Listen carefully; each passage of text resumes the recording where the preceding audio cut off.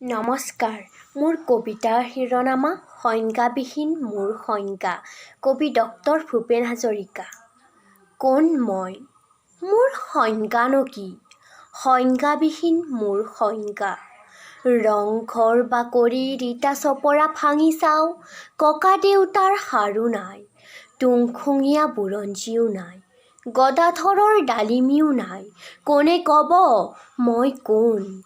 কুমাৰ ভাস্কৰ বৰ্মা, শংকৰদেউ, মাধৱদেউ, সূৰ্যকুমাৰ ভূঞাও নাই।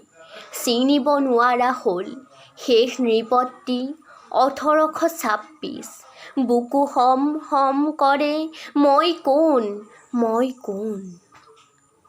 প্ৰচণ্ড ধুমুহা, প্ৰবল ধুমুহা, জাতীয় চিনচাপ ভৰিৰে মোহাৰি মই বিচাৰি আছোঁ।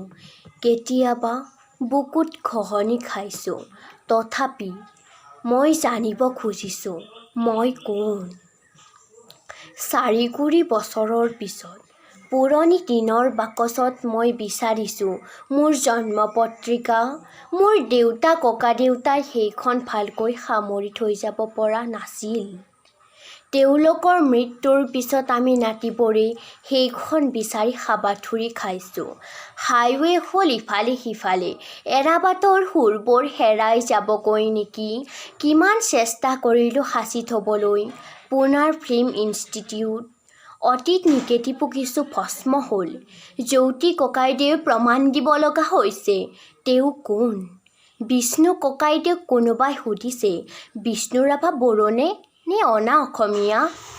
বিষ্ণুদা কোন?